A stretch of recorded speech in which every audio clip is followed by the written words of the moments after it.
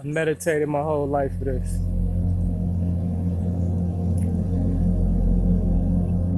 Fear gets us nowhere but the same place we stand.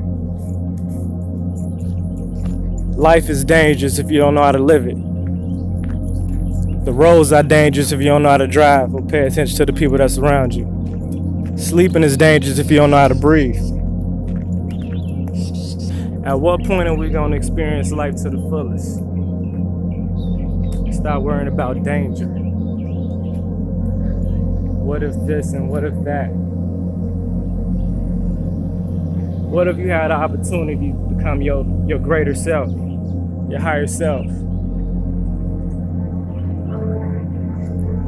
What if that?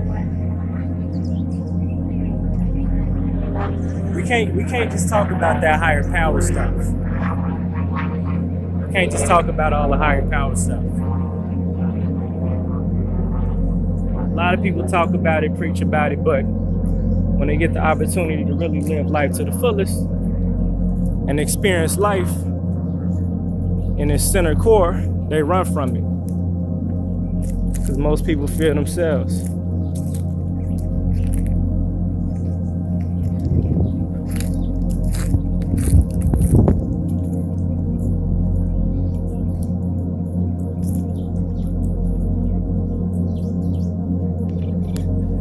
When are we gonna challenge our own limitations?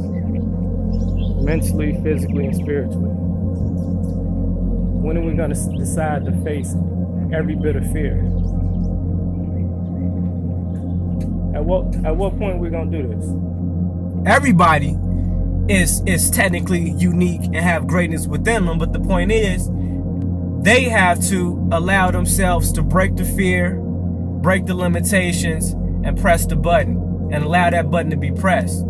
And some people and most people just need a push. You know, I needed lots of push, but the thing is, I had to put myself in situations for me to actually push myself.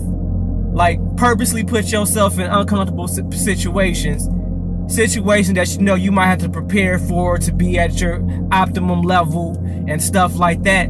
Okay, that whole preparation process is actually the same thing that's stopping you from doing what you need to do, because your mind is always going to tell you that, oh, you know what, I need to get a suit first. I need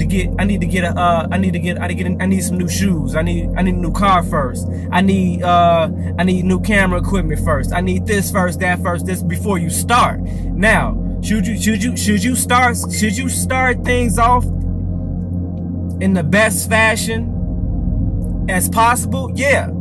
So you should always try your absolute best and give your absolute best that you can give at that particular moment. But that doesn't mean wait until you have every last thing that you think you need, period, to accomplish the whole entire mission. Because the whole entire mission has steps, and the steps can be categorized as a process, which is something else that we got to understand. Process. Once we understand process, we can better respect process and apply process.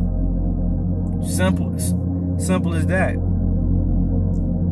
Because then eventually we're gonna wake up and we're gonna start having these type of people in our lives that are on the same vibration, that are on the same frequency, that we can build and share with. These people are gonna start existing and appearing, and the people that don't need to be in your life, that's conflicting with your vibrational frequency, are gonna slowly but surely start to disappear. Period. These are facts. Everything is dealt with on a mental level.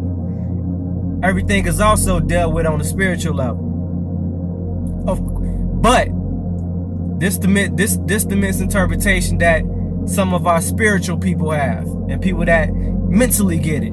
They believe that all I have to do is think about it and think positive. All I gotta do is say I want to win $1 million. I'm gonna win the lottery, or I'm gonna do that. I want to be rich. And so they say these positive things and give these positive affirmations, which is a part of the process of manifestation. But one important aspect that they're missing on that dynamic is the action that needs to be applied to that thought. in order to manifest it, because you got to find some type of way to bring that thought and manifest that thought within itself into the physical universe. That's when you create the realistic marriage of your own personal manifestation. That's when things start to happen.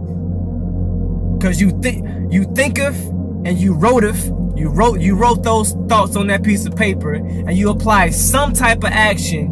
Whether it was the simplest thing, you accomplished the most simplest goal as it were related to your idea. So all you could do is go to the next thing, and eventually you've covered all these different small areas, and you turn around like, damn, I'm doing what I want to do in my life now. Well, damn, you know, it's like that. It's like if you want to be a comedian, it might make sense to start going to go check out some stand-up comedy events.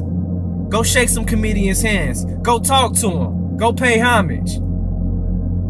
Go do some amateur nights. Go do you can't just, I wanna, you know, write a whole bunch of jokes in a book and say them to yourself and the people in your household and think that's gonna manifest your dreams.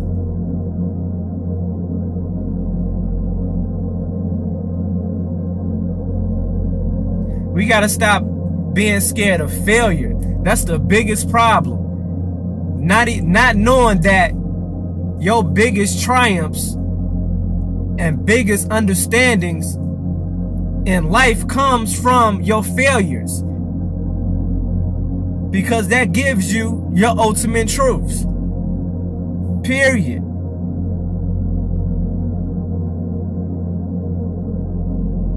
And we can't do stuff that contradict what we say we want to do and who we say we want to be. That's what I'm saying. So my purpose here is to tell people to get up and do what you want to do in your life. Stop telling people about your ideas and do them. Stop saying what you're gonna do. That's the worst thing you can do. Oh, I'm gonna do this, I'm gonna do that. You gotta build yourself up to a point where that's safe for you to do that. It's unsafe for you to tell people about your ideas before you do it, especially if you haven't already surrounded yourself around people that value and cherish your ideas. Because the people that value and cherish your ideas, they will uplift the frequency of that idea and help that manifest subconsciously within themselves, because they want you to succeed. But if you share your ideas amongst people that envy you and deep down they don't want you to get yours before they get theirs, so for whatever personal issues they have, that will destroy the manifestation of your ideas and your imagination. Because you haven't taken the time to build up the confidence within yourself to validate yourself. We come up with a brilliant idea and we go to Joe Blow and ask them for so many. We might not say it specifically, but deep down inside, because we love them and they supposed to care about us and love us too, we look for these people for validation. Validation that they cannot give us, and validation we should not want from them. Everybody's validation is not valid, and it's not important, doesn't belong in your life.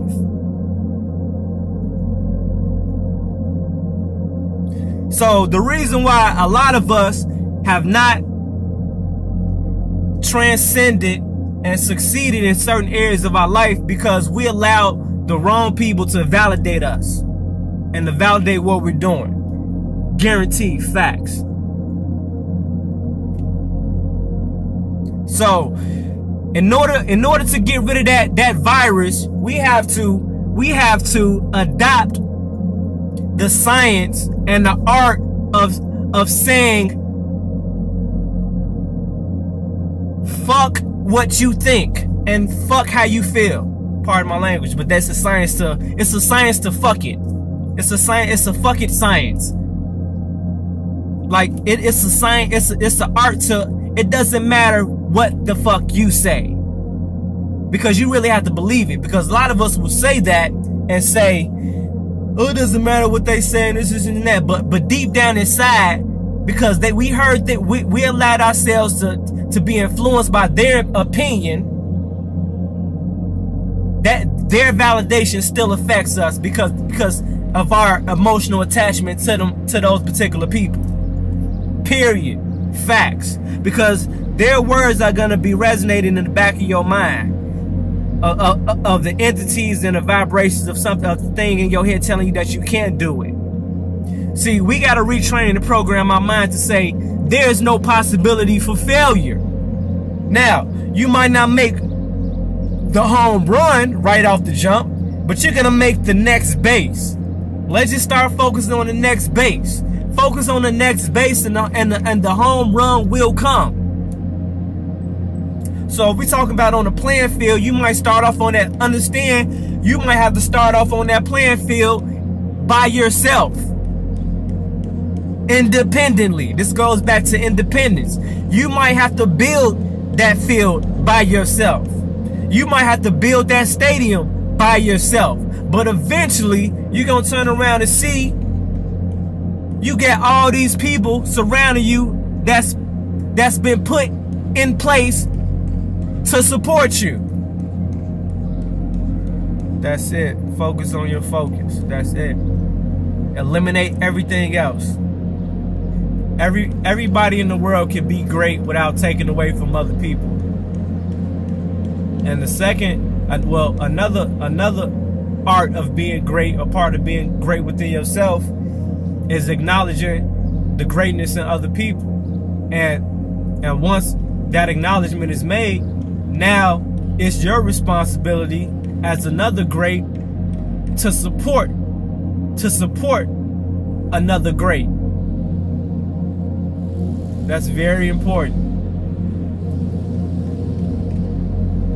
That's when we have to acknowledge, then sit down for a second, humble ourselves, and open up our arms to service the next person, next man or next woman that is also great, that's walking with greatness, to uplift that person, to help and assist that person on that individual journey to greatness. Help them to the top. See, a lot of us can't do that because we've like, well, if I push them up, then what about me? You're gonna get there, you're gonna get your push off your push. You don't even get that. But you just gotta make sure you get to that point where you can constantly know who you should push up or not.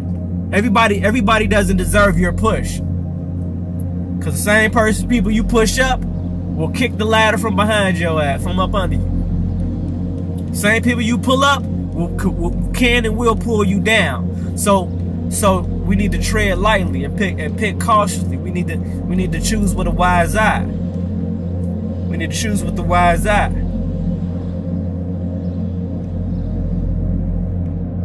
It's imperative to your success to push up and assist the proper people. And never settle within yourself.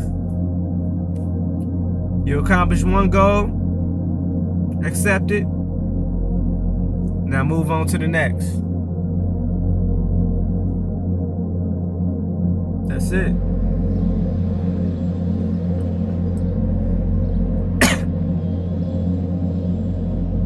Then take whatever hardships and complications, take it as a great experience and a great opportunity to become stronger. Allow those situations to strengthen you, to strengthen your mind, your body, and your soul. That's how you become powerful. Because these things are put in place in hopes that you break.